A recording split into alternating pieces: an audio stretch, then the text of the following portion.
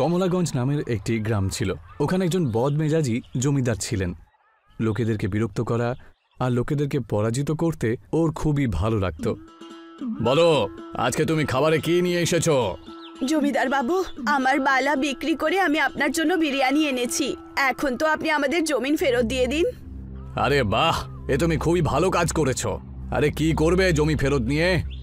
তোমার স্বামী তো এমনিতেই আমার জমিতে কাজ করে, তাই না? দয়া করুন আমাদের ওপর, ক্ষমা করুন। তখনই ওখানে মুন্সি আসে আর বলেন, মালিক, খুশির খবর আছে। ওই বিজুও নিজের জমিটা আমাদের কাছে বাঁধা রেখেছে। এটা তো হতোই, আমি জানতাম। এখন পুরো গ্রাম আমার হাতের মুঠোয় আছে। না ঠাকুর সাহেব, গ্রামের রাস্তা ধারে সব জমিগুলো এখনো নবীনের পরিবারের কাছেই আছে। কোন নবীন? আমি তোকে ভালো করে চিনতে পারলাম না। আরে সেই নবীন যার স্ত্রী কয়েকদিন আগে রোগ হওয়ার কারণে মারা যায়। চলো তো আমরাও তাহলে ওর বাড়িতে গিয়ে একটু শোক পালন করে আসি। ঠাকুর আর মুন্সি নবীনের বাড়িতে যাবার জন্য বেরিয়ে পড়ে। ওখানে গিয়ে দেখে যে নবীন নিজের স্ত্রীর ছবির সাথেই কথা বলছে। গিন্নি, যবে থেকে তুমি আমাকে ছেড়ে গেছো আমি শান্তিতে থাকতে পারছি না। সব সময় তোমার কথা মনে করে কষ্ট পাচ্ছি। ঈশ্বর যেন তোমাকে খুব ভালো রাখেন। তুমি যেখানেই থাকো খুশি থাকো। এই সময় ওকে বিরক্ত করাটা ঠিক মনে হচ্ছে না মালিক। তা আপনি যা বলবেন তাই হবে। তুমি তো আমার স্ত্রীর ব্যাপারে খুব ভালো করেই জানো, তাহলে ভয় পাচ্ছ কেন? চলো ভেতরে আর সোজা কাজের কথা বলো। ঠাকুর আর মুন্সি সোজা নবীনের ঘরে ঢুকে পড়ে। আচ্ছা, তাহলে তুমি হচ্ছ নবীন। তোমাকে আমি অনেকবার বাগানে বসে থাকতে দেখেছি। আমি ওখানে আমার স্ত্রী কাজলের সাথে সময় কাটাতাম। আচ্ছা, তুমি একটা কাজ করো, সমস্ত জিনিসপত্র প্যাক করে নাও, সব মালপত্র গুছিয়ে নিয়ে ওই বাগানেই চলে যাও। তোমার রাস্তার ধারের জমিটা আমার নামে করে দাও। দেখুন, যাই হয়ে যাক না কেন, আমি আমার ওই জমি কখনো কাউকে দেব না। তোমার যা ঠিক মনে হয় তুমি তাই করো তাহলে। সেই সময় ঠাকুর আর মুন্সি ওখান থেকে চুপচাপ চলে যায়। তারপর ঠাকুর এক বাটি পায়েস নিয়ে এসে নিজের বাড়ির একটা গুপ্ত ঘরে যায়। ওর ধর্মপত্নী যে কিনা কালো জাদু করে। এসে গেছো তুমি? পায়েসের গন্ধ তো খুব ভালো আসছে। দাও, দিয়ে দাও। আর বলো, এখন কি করতে হবে? রূপমতি, গায়ের একজন কিষানের জমি কবজা করতে হবে। আমি সেই জন্য তোমার কাছে এই পায়েসটা নিয়ে এসেছি। ওর নাম হচ্ছে নবীন। ব্যাস, এইটুকুই ব্যাপার। পায়েস রেখে তাড়াতাড়ি চলে যাও, আর তোমার কাজ হয়ে যাবে। ঠাকুর ওই গোপন ঘরের দরজাটা বন্ধ করে দৌড়ে চলে যায়। সেদিন রাত্রে রূপমতি নবীনের বাড়িতে পেতনি রূপে চলে যায়। আজকে খুব ভালো ঘুম হবে আমার। সারা দিন কষ্ট করেছি আমি, আর এত পরিশ্রমের পরে তো ঘুমটা ভালোই আসে সব সময়। আর যেই নবীন নিজের খাটে শুতে যায়, ও সামনে দেখে রূপমতি একটা ভয়ঙ্কর রূপ ধারণ করে ওর সামনে দাঁড়িয়ে আছে। কে তুমি? কে? আরে কে? বাঁচাও, বাঁচাও আমাকে। যদি তুমি তোমার সমস্ত জমিন ঠাকুরের নামে না করো, তাহলে তোমাকে নিজের সাথে নিয়ে যাব। আমাকে কোথাও নিয়ে যেও না। আমি আমার সমস্ত জমি ঠাকুর সাহেবের নামে করে দেব। দয়া করে আমাকে মেরো না। নবীন দৌড়তে দৌড়তে মুন্সির বাড়িতে গিয়ে পৌঁছয় আর বলে, মুন্সি মশাই, মুন্সি মশাই, কোথায় সই করতে হবে বলুন আমাকে, আমি সব কিছু করতে তৈরি আছি। তুমি তো খুব তাড়াতাড়ি চলে এসেছো। প্রাণ বাঁচলে তবে বাপের নাম। তুমি ঠাকুর সাহেবকে বলে দিও যেন আমার কাছে যেন আর কখনো না আসে। নবীন নিজের সমস্ত মূল্যবান জমি ঠাকুর সাহেবের নামে করে দেয়। আর এই কথা জানার পরে ঠাকুর সাহেব খুব খুশি হয় আর বলে, এটা তো হবারই ছিল। এখন পুরো গ্রাম আমার কবজায় রয়েছে। যতদিন পর্যন্ত আমার স্ত্রী রূপবতী আমার সাথে আছে ততদিন আমায় কেউ হারাতে পারবে না। হ্যাঁ হুজুর, গ্রামের যত দূর পর্যন্ত আমাদের দৃষ্টি যাবে ততদূর শুধু আপনারই জমি। একদিকে ঠাকুর সাহেব আর মুন্সি খুবই খুশি ছিল, আর অন্যদিকে গ্রামের লোকেরা একত্রিত হয়ে একটা সভা রেখেছিল। আসলে কবে অবধি ওই ঠাকুরের বেইমানি সহ্য করব? ওর ওই ভয়ঙ্কর স্ত্রীটা খুবই খতরনাক গো। ও যদি আবার কালো জাদু করে তাহলে আমরা আর বাঁচবো না, বুঝেছো? আমাদের কাছে যেটুকু বেঁচে রয়েছে। তখনই ওরা সবাই নবীনকে দেখতে পায়। কিন্তু কতদিন আমরা এইভাবে থাকবো বলো? তখনই ওরা সবাই নবীনকে দেখতে পায়। নবীন নিজের বউয়ের ছবি নিয়ে বাগানের দিকে যাচ্ছিল। নবীন, দাঁড়া, কোথায় যাচ্ছিস? ওই ঠাকুর সাহেব যাকে সব থেকে বেশি লুট করেছে সে হলে শুধুমাত্র তুমি। তুমি এরকম চুপ করে কি করে থাকতে পারো? কবে তোমার রক্ত গরম হবে? গ্রামবাসীদের কথায় সাড়া না দিয়ে নবীন বাগানের দিকে নিজের স্ত্রীর ছবিটা নিয়ে চলে যায় আর ওখানে গিয়ে ওই ছবিটার সাথে কথা বলতে শুরু করে। যদি তুমি এখানে থাকতে গিন্নি, তাহলে এখান থেকে আমরা অনেক দূরে চলে যেতাম। নবীন ছবিটা নিচে রেখে দিয়ে কাঁদতে শুরু করে। তখনই ওই ছবির ভেতর থেকে একটা আলোর ছটা বেরিয়ে আসে আর ওর স্ত্রী সেই ফটো থেকে বেরিয়ে আসে। আর সেটা দেখে পুরো গ্রামবাসীরা চমকে ওঠে। গিন্নি, তুমি? এটা কি করে হতে পারে? ঈশ্বর আমার কথা শুনেছেন। আমি এখানে গ্রামবাসীদেরকে ন্যায় আর তোমাকে শান্তি দেওয়ার জন্যই এসেছি। শেষমেশ তুমি তাহলে ওই ঠাকুরের কুকর্মের কথা জানতে পেরেই গেছো? কিভাবে জানতে পারতাম না? আমাকে তুমি সব কথা বলতে না। তোমাদের আর গ্রামবাসীদের সমস্ত জমি ওই ঠাকুর আর তার বউয়ের থেকে ফেরত নিয়ে নেব। গিন্নি এই কথা বলা শেষ করাতেই সবাই মিলে ঠাকুরের বাড়ির সামনে যায়। ঠাকুর, তোমাকে আর তোমার ওই ডাইনি স্ত্রীটাকে আমরা ছাড়বো না, বাইরে বেরিয়ে এসো। গ্রামবাসীদের এরকম রাগ করতে দেখে মুন্সি ঠাকুরকে বলে বসে, মানে সারা গ্রামের লোকেরা একসাথে হয়ে আমাদেরকে আবার মারতে আসেনি তো বাবা গো? এইসব তুমি কি আজে বাজে কথা বলছো? চলো গিয়ে দেখি তো ব্যাপারটা কি। ওরা বাইরে এসে দেখে নবীন তার স্ত্রী, যেটা ছবি থেকে বাইরে বেরিয়ে এসে ওর সাথে লোকেদের মাঝখানে দাঁড়িয়ে রয়েছে। আগে তুমি যাও, রূপমতিকে নিয়ে আসছি। আজকে এই গ্রামে শুধু আমরাই বেঁচে থাকব। হ্যাঁ, আমি জানতাম যে ঠাকুর সাহেব খুবই অন্যায় করছেন। উনি যা করেছেন এর শাস্তি ওনার পাওয়াই উচিত। মুন্সি গ্রামের লোকেদের সাথে কথা বলছিলেন, তখনই ঠাকুরের ওই পেতনি স্ত্রীটা রূপমতি বাইরে বেরিয়ে চলে আসে। গ্রামবাসী আর গিন্নির ওপরে আগুনের বৃষ্টি শুরু করে দেয়। আগুনের তাপ এত বেশি ছিল যে গ্রামের লোকেরা এদিক ওদিক পালাতে শুরু করে দেয়। দাঁড়াও, সবাই এক জায়গায় দাঁড়াও। কাউকে কোথাও পালানোর কোনো দরকার নেই। আমার যে ছোট্ট একটা ফটো আছে তার কাছে চলে আসো সবাই। গিন্নি এমন জাদু করে যে ওর একটা ছোট্ট ফটো অনেক বড় হয়ে যায় আর যার নিচে গ্রামবাসীরা এসে লুকিয়ে পড়ে। আর ওই বড় ছবিটা আকাশ থেকে ঝরা আগুনের বৃষ্টিটাকে থামিয়ে দেয়। এখন আমি তোমাদেরকে দেখাচ্ছি তুই এখন কি করতে চলেছিস। গিন্নি নিজের জাদুর সাহায্যে পায়েসের বৃষ্টি শুরু করিয়ে দেয়, যেটা দেখার পরে রূপমতির মনটা নরম হয়ে যায় আর ও নিচে এসে পায়েস খেতে শুরু করে দেয়। আর এটারই সুযোগ নিয়ে গিন্নি রূপমতির চুলটা কেটে দেয়। না না, এটা কি করলে তুমি? আমার বছরের পরিশ্রম আর তপস্যা ভেঙে দিলে যে তুমি। এখন আমি কি করব? এই কথা বলে কাঁদতে কাঁদতে রূপমতি গ্রাম থেকে পালিয়ে যায়, ঠাকুরকে একা ছেড়ে দিয়ে। এবার তুমি কি করবে ঠাকুর? আমাদের জমি তুমি কবজা করেছিলে, তোমার ওই ডাইনি স্ত্রী তো এখন পালিয়ে গেছে, তাই না? আমাকে ক্ষমা করে দাও। পুরো গ্রামবাসীদের আমি অনেক কষ্ট দিয়েছি, আমায় ক্ষমা করে দাও আমাকে।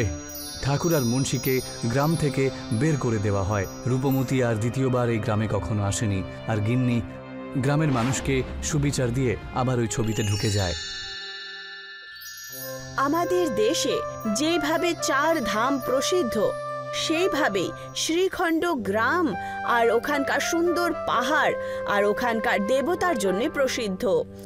দূর দূর থেকে লোকেরা শ্রীখণ্ড দেবতার দর্শন করার জন্য এখানে আসে। আর এইভাবেই একদিন রবার্ট ডিসুজা এখানে ঘোরার জন্য আসেন। আরে বাহ, আমি তো এই গ্রামের ব্যাপারে যা কিছু শুনেছিলাম, এই গ্রাম দেখছি তার থেকেও অনেক বেশি সুন্দর। সেই জন্য মানুষও এখানে আসার জন্য পাগল হয়ে থাকে, ইচ্ছে তো করে এই গ্রামে একটা ঘর বানাই নিজের। রবার্ট গ্রামের চারদিকে পাহাড় দেখার জন্য বেরিয়ে পড়ে। ওখানে পৌঁছে ও খুব ভালো দৃশ্য দেখতে পায়। বাহ, এত সুন্দর সব পাহাড় যেটা আমি আগে কখনো স্বপ্নেও দেখিনি। আজকে তো প্রচুর ঘুরে বেড়ালাম, আনন্দ খুব হলো, কিন্তু এখন প্রচন্ড জোর খিদে পেয়েছে।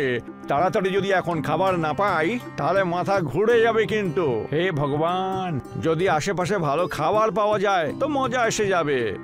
রবার্ট খাবার খাওয়ার খোঁজে বেরিয়ে পড়ে। আর তারপর ও একটা ধাবা দেখতে পায়। মনে হচ্ছে এটা কোনো পাহাড়ি রেস্টুরেন্ট। গিয়ে দেখাই যাক একবার, গেলে কিছু না কিছু খাবার তো নিশ্চয়ই পাওয়া যাবে। রবার্ট ধাবার ভেতরে যায়। খাবার মতো কিছু পাওয়া যাবে কি? হ্যাঁ হ্যাঁ, কেন নয় বাবু, অনেক কিছু আছে। কি চাই আপনার?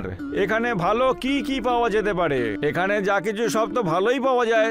আপনি একবার আমাদেরকে সেবা করার মতো সুযোগটা তো করে দিন। ঠিক আছে, দুটো আলু পরোটা নিয়ে আসো। রবার্ট টেবিলে বসে পড়ে। কিছুক্ষণের মধ্যেই শিবপ্রসাদ রবার্টের জন্য আলুর পরোটা বানিয়ে নিয়ে আসে। দেখতে দেখতেই ধাবায় অনেকগুলো লোকের ভিড় হয়ে যায়। এখানে তো খদ্দেরের ভিড় লেগে গেছে। মনে হচ্ছে এই গ্রামে আর কোনো রেস্টুরেন্ট হয়তো নেই। যদি আমি এখানে নিজের একটা রেস্টুরেন্ট খুলে দিই তাহলে অনেক টাকা কিন্তু কমাতে পারি। রবার্ট তাড়াতাড়ি নিজের পরোটা শেষ করে আর শিবপ্রসাদকে টাকা দিয়ে ওখান থেকে সোজা শহরের জন্য রওনা দেয়। আর ওখান থেকে ঋণ নিয়ে ওখানে একটা রেস্টুরেন্ট খুলে দেয়। চলে আসুন, নতুন রেস্টুরেন্ট খোলা হয়েছে। অনেকগুলো লোক রবার্টের রেস্টুরেন্টে খাবার খাওয়ার জন্য আসে, কিন্তু ওখানকার খাবার ওরা বেশি একটা পছন্দ করে না। আর ওরা খাবার খাওয়ার জন্য শিবপ্রসাদের ধাবাতেই চলে যায়। এটা দেখে রবার্টের খুব রাগ ওঠে। ও শিবপ্রসাদের কাছে যায়। দেখুন, আমি এই গ্রামে একটা নতুন রেস্টুরেন্ট খুলে দিয়েছি। অনেক শুভকামনা ভাই সাহেব। তোমার এই ধাবাটা থাকার জন্য আমার রেস্টুরেন্টের লোকজন একদম আসছে না, কিন্তু এতে আমি কি করতে পারি? তোমার এই ধাবাটাকে বন্ধ করে দাও, না হলে ভালো হবে না। কিন্তু এই যে শুনুন দাদা, এই ধাবাটা আমাদের পূর্বপুরুষরা বানিয়ে গেছেন। এটা দিয়েই আমাদের রুজি রুটি সব চলে। যদি এটাকে বন্ধ করে দিই না, তাহলে আমরা সবাই অনাহারে মরবো। শিবপ্রসাদের কথা শুনে রবার্ট রাগের চোটে ওখান থেকে চলে যায় আর নিজের মনে ভাবতে শুরু করে। মনে হচ্ছে ও এমনিতে কথা শুনবে না। একে এখন একটা ভালো কোনো শিক্ষা দিতে হবে। শিবপ্রসাদের ধাবাকে ভেঙে দেয় আর জেসিবি দিয়ে ওটাকে পাহাড়ের পেছনে ফেলে দেয়। এবার দেখবে মজা। যখন বাঁশরি রইল না, তখন বাঁশি বাজবে কি করে? এখন আমার রেস্টুরেন্ট দারুণ চলবে আর আমি অনেক টাকা কামিয়ে নেব। রবার্ট খুব খুশি হয়। ওর মনে হচ্ছিল যে ধাবা ভেঙে যাওয়ার কারণে এখন সমস্ত লোকেরা তার রেস্টুরেন্টেই খাবার খেতে আসবে, কিন্তু সে এটা জানতো না যে ওর এই চাল ওর ওপরে ভারী পড়ে যাবে। পরের দিন সকালে যখন শিবপ্রসাদ ধাবার জায়গায় পৌঁছায়, তখন দেখতে পায় যে ধাবা ওখানে নেই। আরে, আমার ধাবাটা কোথায় চলে গেল? আমি তো শেষ হয়ে গেলাম, আমি তো নিঃস্ব হয়ে গেলাম। শিবপ্রসাদ এদিক ওদিক ধাবা খুঁজতে শুরু করে আর খুঁজতে খুঁজতে পাহাড়ে পৌঁছে যায়, যেখানে ওর ধাবা ভাঙা অবস্থায় পড়েছিল। ওটাকে দেখার পর ও খুব জোরে কাঁদতে শুরু করে। এটা আমার পূর্বপুরুষের চিহ্ন ছিল, এসব কিছু কি করে হয়ে গেল? অন্যদিকে শ্রীখণ্ড ভগবান একটা ফকির বাবার বেশ নিয়ে ওখানে ঘুরতে আসেন। উনি সবার আগে রেস্টুরেন্টে যান। আমার খুব খিদে পেয়েছে বাবা, অনেক দিন কোনো খাবার খাইনি, খাওয়ার জন্য কিছু দিয়ে দাও। ফকির বাবার অবস্থা খুব খারাপ ছিল। ওনার কাপড় ফেটে গেছিল আর পায়ে চটিও ছিল না। আরে ভিখারি কোথাকার, এই ভেতরে আছে কি করে ঢুকে পড়লি? বেরো এখান থেকে। বাবা, এরকমটা বলো না, আমি ক্ষুধার্ত। আমাকে খাবার দিলে অনেক পুণ্য হবে তোমার। আরে বড় কোথাকার, এই রেস্টুরেন্টটা বড় লোকদের জন্য, তোমাদের মতো ভিখারিদের জন্য নয়। যাও, বেরিয়ে পড়ো এখান থেকে। রবার্ট ফকির বাবাকে রেস্টুরেন্ট থেকে বাইরে বার করে দেয়। ফকির বাবা পায়ে হাঁটতে হাঁটতে পাহাড়ের দিকে পৌঁছায়, যেখানে শিবপ্রসাদ ধাবার সামনে দাঁড়িয়ে কাঁদছিল। কিছু খাওয়ার জন্য দাও বাবা আমাকে, অনেক দিন ধরে কিছু খাইনি। বাবা, আমার কাছে আপনাকে দেওয়ার মতো এখন কিচ্ছু নেই। বাবা, আমি তো একজন ক্ষুধার্ত সাধু। আমাকে যদি বাসি খাবারও তুমি খাওয়াও, তাও আমি খেয়ে নেব। আমার সব খাবার খারাপ হয়ে গেছে। এই দেখুন না, খাবার বানানোর জিনিসও সব মাটিতে ছড়িয়ে ছিটিয়ে রয়েছে। ফকির বাবা দেখেন যে ধাবার ভেতরের খাবার দাবার সব কিছু মাটিতে চারদিকে ছড়িয়ে পড়েছিল। বাবা, যদি তুমি চাও তো এই সব কিছু বিতরণ করেই এই ফকিরের পেট ভরাতে পারো। ঠিক আছে বাবা। শিবপ্রসাদ মাটিতে পড়ে থাকা খাবার দাবার নিয়ে নেয় আর ওই ফকির বাবাকে প্লেটে খাবার খেতে দেন, যার কারণে ফকির বাবার পেট ভরে যায়। তুমি একজন ক্ষুধার্ত ফকিরকে খাবার দিয়েছো, তার খিদে মিটিয়েছো। ভগবান তোমাকে সমস্ত দুঃখ কষ্ট থেকে মুক্তি দেবে। ফকির বাবার আশীর্বাদ দেওয়ার পর ধাবার চারদিকে অনেক বড় একটা রামধেনু তৈরি হয়। ভগবান তো আমার থেকে মুখ ঘুরিয়েছেন বাবা, দেখুন না আমার এই ধাবার কি অবস্থা হয়ে গেছে। শিবপ্রসাদ পেছনে নিজের ধাবার দিকে দেখে, তখনও অবাক হয়ে যায়, কারণ ধাবা পুরোপুরিভাবে রামধনুতে ঢেকে গেছিল আর খুব সুন্দর দেখাচ্ছিল। এটা তো আমার দারুণ হয়ে গেছে। মনে হচ্ছে ভগবান তোমার দিকে মুখ তুলে চেয়েছেন, কিন্তু এই ইন্দ্রধনু তো কিছুক্ষণের মধ্যেই অদৃশ্য হয়ে যাবে। শ্রীখণ্ড ভগবান কি তোমার মনে হয় এখান থেকে চলে গেছেন? না, ও চিরকাল এখানেই ছিল আর চিরকাল এখানেই থাকবে। যদি শ্রীখণ্ড ভগবান চিরকাল এখানেই থাকেন, তাহলে ওনার আশীর্বাদ আর এই ইন্দ্রধনুও তোমার সাথে চিরকাল ধরে থাকবে। এইটুকু বলে ফকির বাবা ওখান থেকে চলে যায়। শিবপ্রসাদ ওনাকে যেতে দেখে, আর যখন উনি শিবপ্রসাদের চোখ থেকে উধাও হয়ে যায়, তখন শিবপ্রসাদ পেছনে ঘুরে দেখে, তখন রামধেনু এখন আরো বড় হয়ে গেছিল আর এখন ওর ধাবা ইন্দ্রধনুষের সাথে ভালোভাবে সাজানো হয়েছিল। রামধেনু ধাবাতে পৌঁছানোর জন্য সিঁড়িও তৈরি হয়েছিল। শিবপ্রসাদ ওই সিঁড়ি দিয়ে নিজের ধাবায় যায় আর দেখে যে ধাবার অবস্থা পুরোপুরিভাবে বদলে গেছিল। ধাবা ভেতর থেকে চমকাচ্ছিল। হে শ্রীখণ্ড মহারাজ, আপনার জয় হোক। যেইমাত্র লোকেরা এই রামধেনু ধাবার ব্যাপারে জানতে পারে, রবার্টের সমস্ত গ্রাহক ওই রেস্টুরেন্টের খাবার ছেড়ে দিয়ে ওই ধাবার দিকে রওনা দেয়। মনে হচ্ছে ও এমনিতে মানবে না, ওকে আরো একটাবার শিক্ষা দিতে হবে।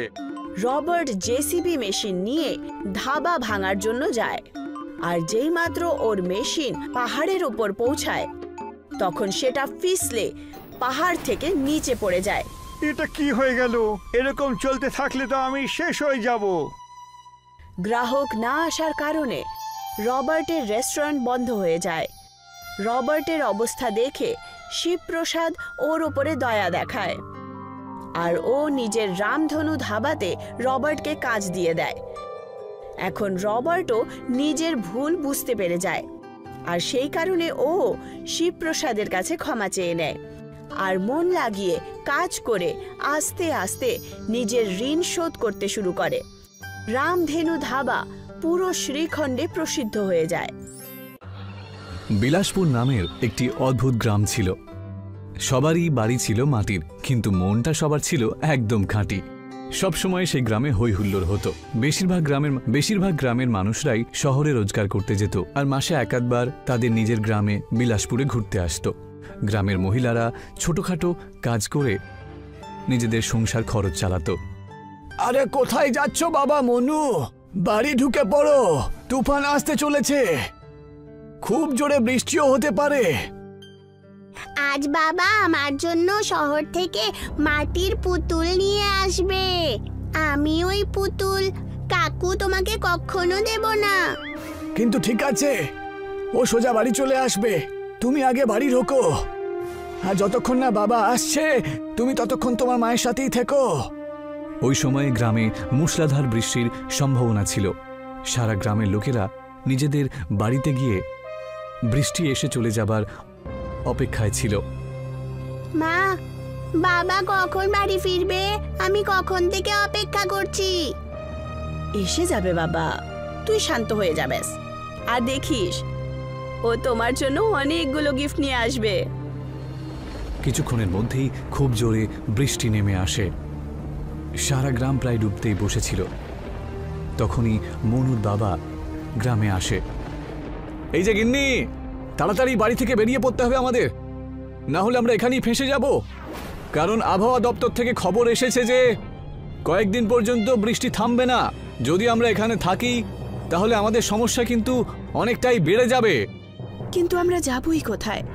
আমাদের বাড়ি ঘর, আমাদের ঠিকানা সবকিছু তো এখানেই। আর আমাদের কাছে তো এখন খাবার দাবারও বেঁচে নেই।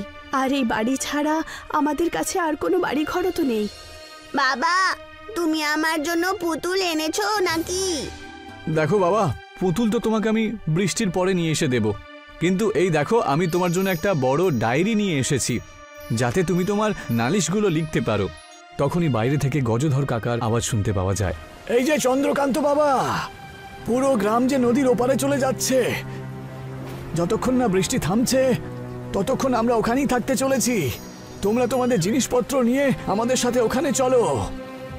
কিন্তু আমরা ওখানে কিভাবে থাকবো, কি করব ওখানে গিয়ে? তুমি শুধু ঘরের জিনিসপত্র নিয়ে চলো, যদি খাবার দাবার কিছু থাকে সেটাও নিয়ে নাও, আর ওখানে আমাদের সাথে থাকবে। চলো, এটা করলেই আমরা বরং প্রাণে বাঁচবো। না হলে এই বৃষ্টির জল আমাদের সবাইকে ডুবিয়ে মারবে যে, আর আমাদের বাড়িঘর সব বন্যায় ভেসে যাবে, বুঝেছো? চন্দ্রকান্ত নিজের পরিবার আর জিনিসপত্র নিয়ে যেতেই যাচ্ছিল, তখনই মনু নিজের সঙ্গে ওই ডায়েরিটাও নিয়ে নেয়। সোনা, তুমি তোমার বই আমাকে দিয়ে দাও, নয়তো তোমার বই জলে ভিজে যাবে। ঠিক আছে মা। গ্রামবাসীরা সবাই নদীর ওপারে গিয়ে দেখা করে, আর সবাই যে যেমন পেরেছে জিনিসপত্র সঙ্গে করে নিয়ে এসে নদীর এপারে এসে চলে এসেছে। কেউ খাবার নিয়েছে, কেউ আবার নিজের জামা কাপড় সোনাদানা নিয়েছে। নদীর ধারে গ্রামবাসীরা বৃষ্টি থামার অপেক্ষা করছিল। পুরো একটা দিন ওই নদীর ধারে কাটানোর পরে না খাবার দাবার বেঁচে থাকে আর না কোনো ঠিকানা। সময়ের সাথে সাথে জলও বাড়তে শুরু হয়ে যায়। যদি এইভাবেই বৃষ্টি হতে থাকে তাহলে আমরা আর কেউ বাঁচবো না। আমাদের সবাই মিলে ইন্দ্রদেবের কাছে প্রার্থনা করতে হবে, তাহলেই কিছু একটা হবে। দেখো, এইসবে তো আমাদের আর কোনো দোষ নেই। হে ইন্দ্রদেব, দয়া করুন, আমাদের সাথে বাচ্চা বুড়ো সবাই রয়েছে, দয়া করুন। ওদের সবার প্রাণ সংকটে রয়েছে। ওনার প্রার্থনা শুনে একটা আলোর ছটা বেরোয়, আর ইন্দ্রদেব প্রকট হয়। এই বর্ষার কারণ স্বয়ং পৃথিবীবাসী, তাই এই বর্ষা থামিয়ে আমি তোমাদের জন্য উপকার করতে পারবো না, কিন্তু আমি তোমাদেরকে বাঁচাতে অবশ্যই পারি। তোমার পুত্রর কাছে একটা কাগজের ডায়েরি রয়েছে। ওই ডায়েরিতে ও যতগুলো বাড়ি বানাতে পারবে সেই বাড়িগুলো বড় হয়ে যাবে, আর বৃষ্টিতে তোমরা ভিজবেও না। যেই বর্ষা শেষ হয়ে যাবে সমস্ত ঘর শেষ হয়ে যাবে। এই কথা বলে ইন্দ্রদেব ওখান থেকে চলে যায়, আর মনু অনেকগুলো কাগজের ঘর বানায়। যেই সেগুলো মাটির ওপর রাখে, সেগুলো দেখতে দেখতে বড় বড় কাগজের ঘর তৈরি হয়ে যায়। সমস্ত বিলাসপুরবাসীরা ওই কাগজের ঘরে বাস করতে শুরু করে দেয়। বৃষ্টি এখনো জোরে চলছিল। মা, আমার খুব জোরে খিদে পেয়েছে, কিছু খেতে দাও না। এত জোর বৃষ্টি হচ্ছে বাইরে, আর আমাদের কাছে খাবার মতো কিছুই নেই। এখন যে কি খাওয়াবো ওকে, যাতে বাচ্চাদের পেটটা ভরে? চন্দ্রকান্ত গজধর জেঠুর কাগজের বাড়িতে যেমন তেমন ভাবে গিয়ে পৌঁছয়। কি হয়েছে চন্দ্রকান্ত বাবা, তুমি এত বৃষ্টিতে বাইরে ঘুরছো কেন? কি আর বলি জেঠু, আমার বাচ্চার বউ দুজনে খিদেই ছটফট করছে। যদি আমরা খাবারের ব্যবস্থা না করি তাহলে কোনো বিপদ না হয়ে যায়। যেভাবেই হোক বৃষ্টিটা এখনো পর্যন্ত আমাদের ঘরে ঢোকেনি, না হলে আমাদের আসল বাড়িগুলো জলে ডুবে যেত। আমার ঘরের মধ্যে কিছু চাল মশলা এসব রয়েছে, যদি কোনোভাবে ওখানে যাওয়া যায় তাহলে কয়েকদিনের খাবার তো জোগাড় হয়েই যাবে। আমার বাড়িতেও আমার শহর থেকে আনা একটা ব্যাগ রয়েছে, যদি আমরা গ্রামে গিয়ে কিছু একটা ব্যবস্থা করতে পারি তাহলে খুব ভালো হবে। জোরে জোরে বিদ্যুৎ চমকাচ্ছে আর এরকম জোরালো বৃষ্টি হচ্ছে, তা সত্ত্বেও নিজের প্রাণের ঝুঁকি নিয়ে ওরা দুজন বন্যায় ডুবে থাকা ওই গ্রাম বিলাসপুরে গিয়ে পৌঁছয়। ওরা গিয়ে জানতে পারে যে ওদের ঘরের ভেতরে জল ঢুকে গেছে। এখানে তো দেখছি গলা অবধি জল ঢুকে গেছে জেঠু। আমাদের বাড়ির ভেতরে যে খাবার দাবার রয়েছে সেগুলো যদি ভিজে যায় তাহলে আমরা কি করব? আমাদের এখান থেকে ফিরে যাওয়াটাই ঠিক হবে জেঠু। না, আমি আমার জিনিসপত্রগুলো প্লাস্টিকের একটা ড্রামের ভেতরে ঢুকিয়ে রেখেছিলাম, তাই যদি আমরা ওই ড্রামটা নিয়ে আসতে পারি তাহলে আমাদের কাজ হয়ে যাবে। আচ্ছা আপনি দাঁড়ান, আমি গিয়ে নিয়ে আসছি, আপনাকে কিছু করতে হবে না। চন্দ্রকান্ত গজধর জেঠুর বাড়িতে গিয়ে যে ঘরটা পুরোপুরি জলে ডুবেছিল সেখান থেকে মালপত্রের ওই ড্রামটা নিয়ে চলে আসে। জগধর জেঠু আর চন্দ্রকান্তবাবু সমস্ত জিনিসপত্র একসাথে করে কাগজের গ্রামে গিয়ে পৌঁছয়। ওদের হাতে খাবার দাবার দেখে পুরো গ্রামবাসীরা খুবই খুশি হয়ে ওঠে। এই চাল দিয়ে আমরা খিচুড়ি বানিয়ে খেতে পারবো। এতে আমরা আরও কিছুদিন এখানে ভালো করে বাস করতে পারি, আর সবার পেটও ভরে যাবে। পুরো 2 দিন কেটে যাবার পরে বৃষ্টিটা একটু কম হয়। মনে হচ্ছে বৃষ্টি এবার কম হবে। যদি সেরকম হয় তাহলে আমাদের বিলাসপুর গ্রাম, ওখানে গিয়ে আমরা আবার থাকতে শুরু করব। কিছুক্ষণের মধ্যেই বৃষ্টিটা বন্ধ হয়ে যায় আর সবাই খুব খুশি হয়ে ওঠে। বৃষ্টি বন্ধ হবার পরই কাগজের গ্রামটা ইন্দ্রদেব যেমনটা বলেছিলেন সেরকমই হয়। সমস্ত গ্রামবাসীরা নিজেদের গ্রাম বিলাসপুরে পৌঁছয় জল নেমে যাওয়ার অপেক্ষায় থাকে। আরে দেখো, কাঁচা বাড়িগুলো এত ভেজার পরেও ডোবেনি। এটা নিশ্চয়ই ইন্দ্রদেবের মহিমা। ইয়ে, এখন আমরা আমাদের বাড়িতেই থাকবো। হ্যাঁ সোনা, তুমি এখন এখানেই থাকবে। সমস্ত গ্রামবাসীরা এত বন্যাতেও নিজেদের বাড়িঘর ঠিক আছে বলে আনন্দে বিলাসপুরে জীবন কাটাতে থাকে।